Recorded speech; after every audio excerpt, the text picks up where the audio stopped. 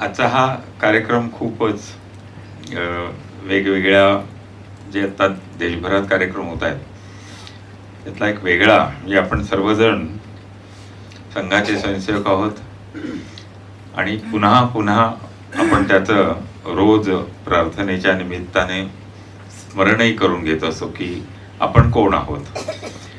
त्यामुळे त्या 5 तत्वातला स्वचा बोध हा जो भाग आहे तो राष्ट्रीय स्वयंसेवक संघ हा समजून घेण्याशी आहे. खरं तर 100 वर्ष संघाने काय केलं, काहींनी म्हटलं की म्हणजे फार झाली आता, त्यालाही लोक विसरून गेले. लोणचं घातलं, लोणचं घालावंच लागतं, लोणचं मुरावं लागतं आणि मग ते ताटामध्ये येतं की त्या ताटाला चव येते. 100 वर्षात काय झालं असेल याचा जर विचार केला तर आधीची 500-700 वर्ष जर पाहिली तर त्या 500-700 वर्षामध्ये जी पडझड झालेली आहे, उद्ध्वस्त समाज जीवन केलेलं आहे, बारीक सारीक गोष्टी आहेत.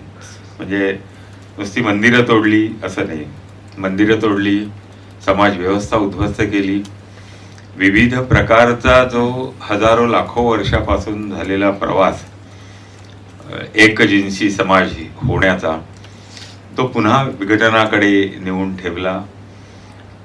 जे इथे नव्हतंच, म्हणजे जे समाज जीवनामध्ये नव्हतं, कधी कल्पनाही केली नव्हती आम्ही की असा कुठलाही एक घटक येईल आणि तो हे उद्ध्वस्त करेल, पाडून तोडून टाकेल.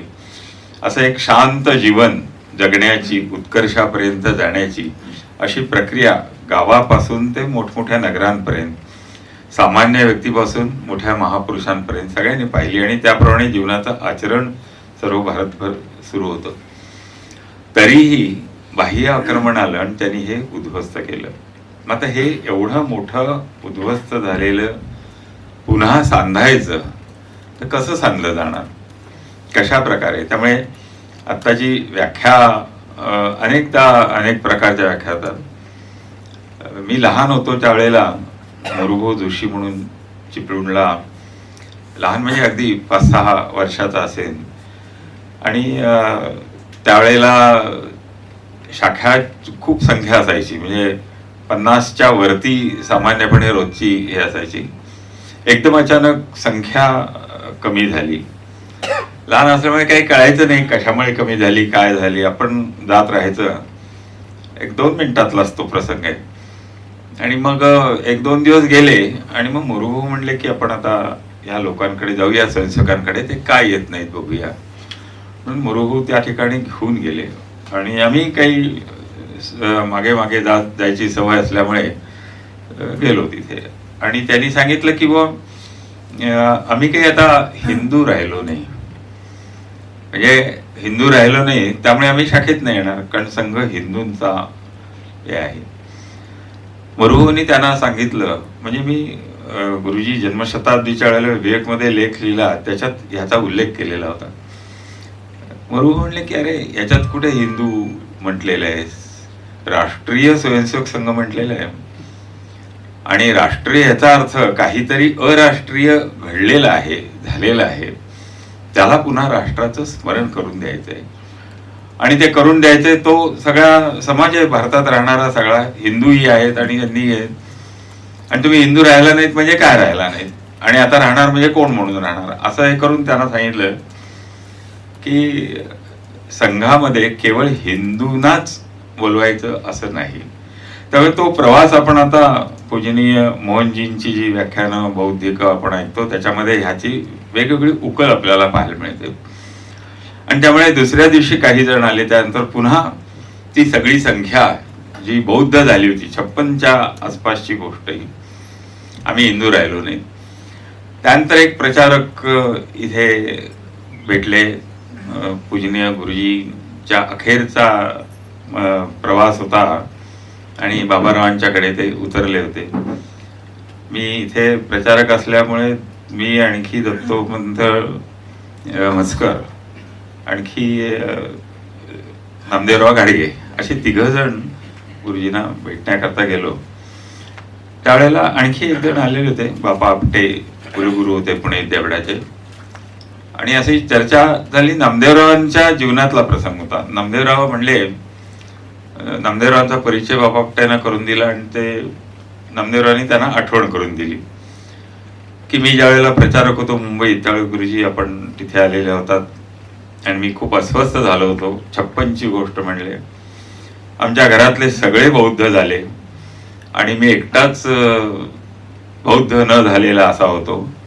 तर आता संघाचं प्रचारक थांबावं आणि बौद्ध व्हावं आणि काय करावं मला काही समजत नाही. तेव्हा गुरुजी तुम्ही मला सांगितलं की अरे संघाचा स्वयंसेवक होणं म्हणजे बौद्ध होणंच आहे, त्यात काही वेगळं नाही. हे गुरुजींनी त्यांना सांगितले. मी ऐकत होतो. म्हणजे हे दोन प्रसंग, एक म्हणजे जसं आता अरुण म्हणलं की संघ समजून घेणं ही एक प्रक्रिया आहे आणि ती शेवटपर्यंत तो समजून घेण्याची प्रक्रिया. त्यात हेही आलं की अरे म्हणजे बौद्ध होणं हे दोन्ही प्रसंग एकच होते. पहिला होता की आम्ही हिंदू राहिलो नाही आणि गुरुजींनी सांगितलं की अरे तू संघ स्वयंसेवक म्हणजे बौद्धच आहे. आता बौद्ध असणं म्हणजे काय आणि हिंदू असणं म्हणजे काय, या गोंधळातनं पुढे प्रवास करत करत ज्या वेळेला वेगवेगळ्या ठिकाणी हिंडायला लागलो आणि लक्षात आलं संघाचं वैशिष्ट्य काय.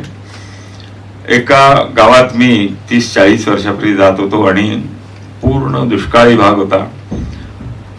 6-7 किलोमीटर बसमधनं उतरून चालत जाण्याची हे होती. त्यामुळे ओझं घेऊन असा निघालो होतो. राहायलाच जायचं त्या गावात आणि एका ठिकाणी थांबत गेलो आणि सगळीकडे पाण्याचा दुष्काळ होता. पाऊस नाही, हिरवगार काही नाही, सगळीकडे गवताळ, वाळलेलं गवत सगळीकडे आणि घामाच्या धारा लागलेल्या.